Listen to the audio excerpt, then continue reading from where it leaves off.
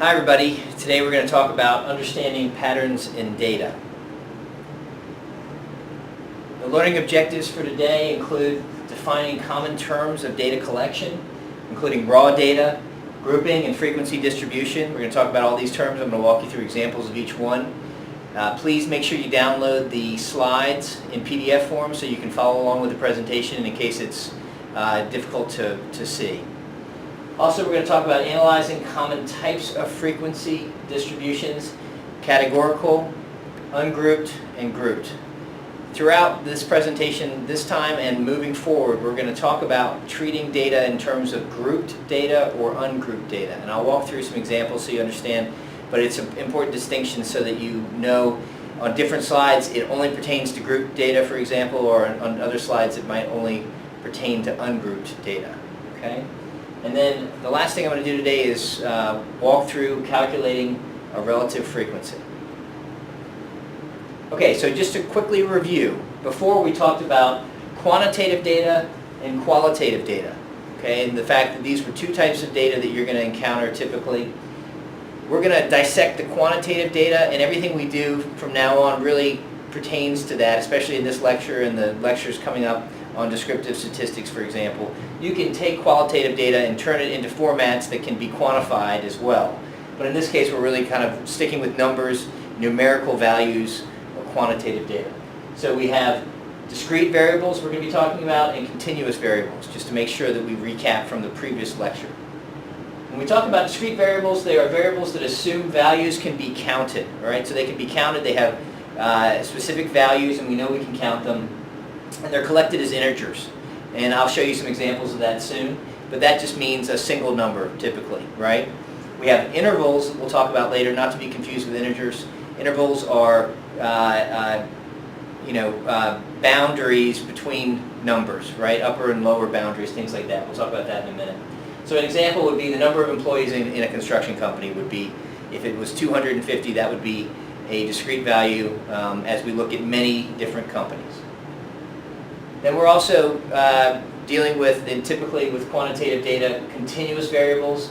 In other words, they have an upper value or a limit, or they have a lower value or a limit, and we're working within those two values. So an example would be individuals recorded with a height between 5 foot 0 inches and 6 foot 0 inches.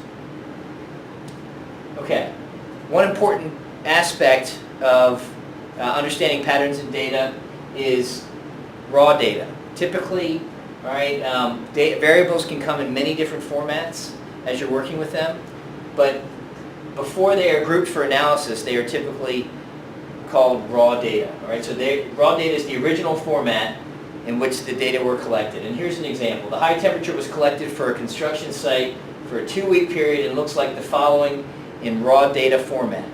We just have a series of numbers. We think that those correspond to different days. We're not sure. But we know that it was a 2-week period, so we should have 14 values there, for example. Taking that same example and moving it forward, we can arrange that raw data into groups now, right? And these now become group data. So we take that same example of the 2-week period, we have those 14 integers or values that were recorded on site, and then we can put them into the following groups, right? And we call these classes as well, but in this case, we're just going to call them groups for this slide. 61 to 65 degrees, 66 to 70 degrees. Notice that 65 ends here and 66 begins there as we move up into these different groups, right? And that's important when you're taking data and putting them into groups and classifying them.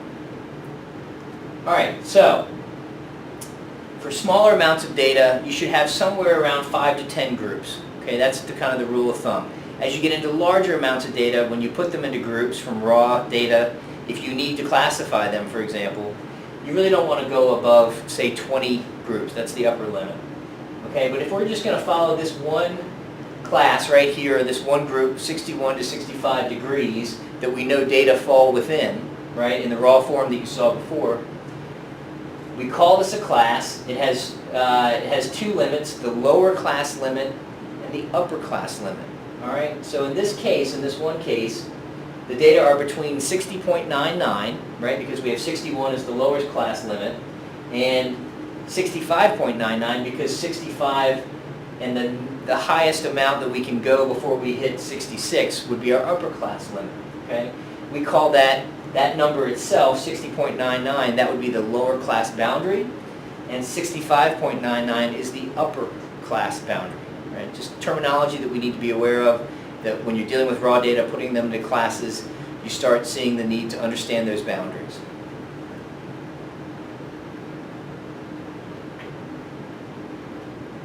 Okay. All right, so now we're going to go through an exercise where we're going to take some data that should resemble a situation in construction that you might encounter.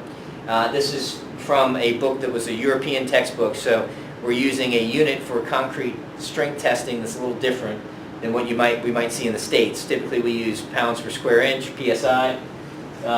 This is N over millimeters squared, okay? So it's their version of force on the concrete testing tubes. But I'm going to give you an example. Concrete testing tubes for an office building project are crushed for strength tests. This is our unit that we're using in this, and it's done 50 times, and they were listed below as they were done. We need to group the data into 7 classes and find the frequency of each class. So here's what we have. We have raw data in numbers, right? 50 of them, and then here's our unit that we're using. So the first thing we do really is we can take out a piece of paper. I mean, it's very straightforward, and we do what we talked about in a previous lecture for this class, a tally, right? We look and we see what might be some good classes or intervals that we want to use for the data. In this case, because I knew I had to have 7 classes and the data were falling within each one of those classes, I divided them up into these groups, okay? I tried to make 7 groups, and I tried to make a pretty reasonable interval, in this case 2. And then I just did a tally to see how many values were recorded on concrete strength tests that were 32 to 34 N over mm squared, okay? That's our unit.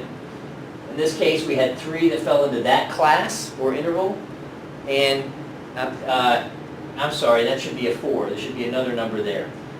In this interval right here, we had 7. Here we have 10. All right, so again, this tally should have one more mark on it because the frequency is 4 out of that data set.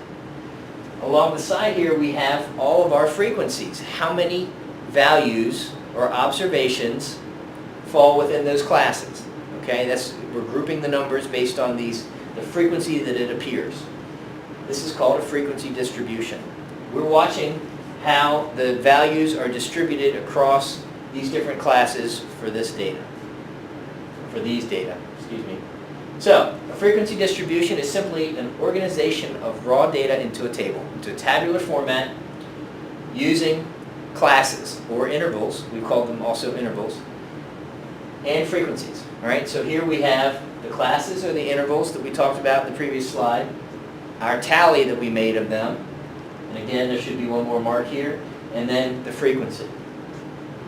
This frequency here, the amount of observations per class, right, in each row, it's also called a frequency count, right? The number of times the value occurs within the data set. If you go back and you look at the raw data, you should be able to come up with the same numbers as well. All right, frequency distributions come in various types. In this case, we're going to talk about 3 of them: categorical, ungrouped, and grouped. Remember earlier I said we were going to talk a lot about grouped and ungrouped? Here's where we start delineating between grouped and ungrouped data more frequently, okay? The example below, the concrete strength testing, is called categorical frequency distribution because we placed all of the different raw data into specific intervals or categories, okay? And we put them here, and then we've listed the frequency count of the data that fall within those categories, okay? We have a frequency distribution. We see how the observations are distributed across the data set, but we place them into categories. We can have ungrouped frequency distribution as well. So in this case, in this example, we're seeing safety violations on a construction site over a 25-day period, okay? At the top of that row, we see the day, and we repeat it down here, and then we see the number of safety violations that were counted, right? Or often what we call in industrial and manufacturing terms defects, but you could also call these violations, and here I've changed it to violations from defects, okay? So we're counting, and we're saying, based on the raw data up there, right, even though they are grouped based on a day, we're seeing that 6 violations occurs with a frequency of 4 times. So 4 times during the 25-day period, we counted 6 violations on a day, okay? And now we're actually putting them into what we would call classes in many ways from the ungrouped format that we have. But we're actually looking at discrete numbers in this case. We're not looking at intervals. It's not 6 to 9 here. If that's at 6 to 9, then we'd have to add this frequency plus this frequency plus this frequency, and we'd have 7, right, for that class, right, that classified frequency distribution. These would become a different type of class, right? They become intervals as opposed to individual violations that we're counting, okay, and that's the difference here. Sometimes the frequency distribution is displayed with relative frequency as well. We want to see how frequent that is relative to the other observations within the data set, and it's important to kind of keep that in mind. It gives us an idea of where it sits within the data.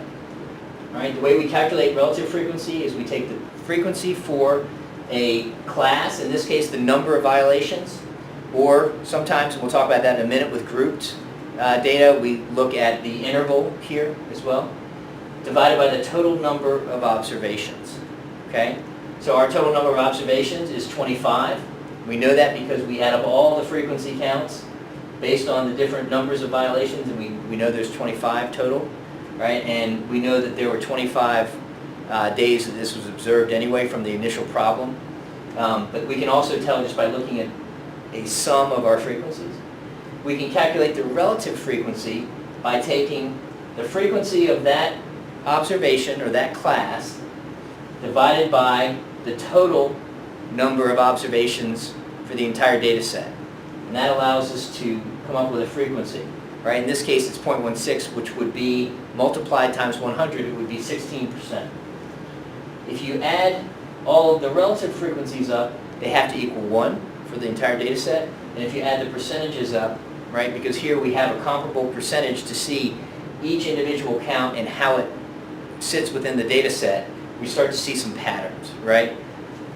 That has to add to 100, right, because we've multiplied 0.16 times 100 to get 16. With these data, we can start to see how patterns are forming over the 25 days as well, okay? But the whole point of this is so that we can start to see patterns within the data and understand what's happening. All right. Sometimes the frequency distribution is also displayed with cumulative frequencies and cumulative relative frequencies. A cumulative frequency is the sum of the frequencies for all values at or below the given value, okay? And I'll walk through an example in just a minute. The cumulative relative frequency is the sum of the relative frequencies for all values at or below a given value. All right, so in this example, what we're doing is we have the same amount of information that we saw in that last chart in the previous slide here, but we're not looking at the percentage this time.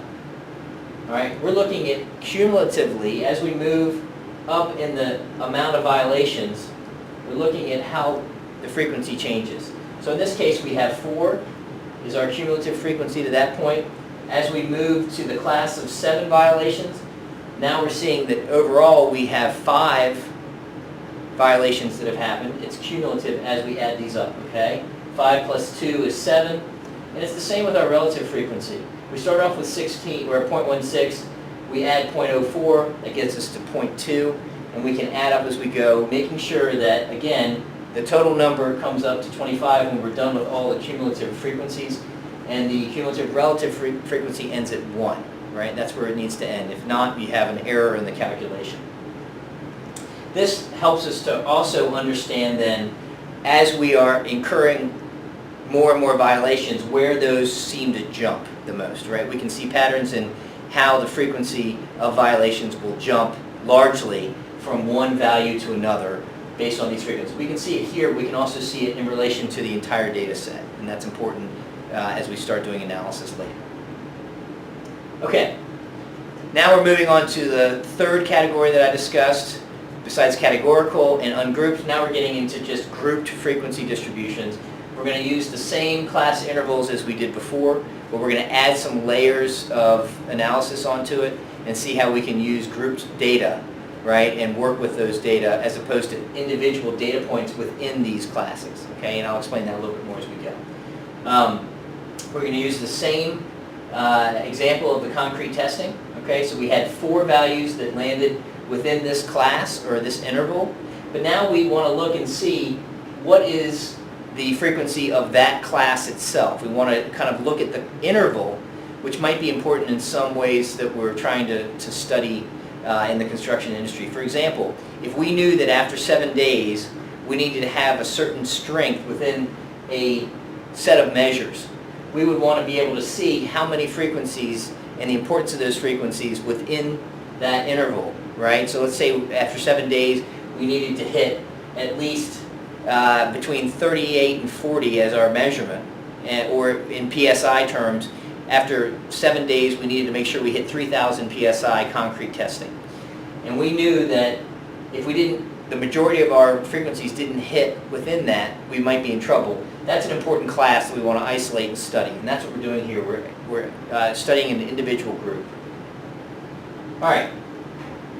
We can add relative frequency and cumulative frequency to that discussion. All right, so we're looking at the frequency of this interval, this class, and here we've got percentage like we did before, right? So we're doing the same kind of calculations that we did back on this ungrouped data count. Moving forward, we're taking those classes and we're looking at the frequency of this 32 to 34 class, right? It appears 4 times. It's 8% of the total class observations for all of the classes that we have, okay? And then finally, we can show those in a format that's graphical, right? So we can start really looking at patterns, and we can see what we call strength classes. In this case, this is called a histogram, excuse me. But we can list the frequency along the y-axis and the classes that we discussed here in this, along the x-axis. We know the frequency, we can start to see patterns in this.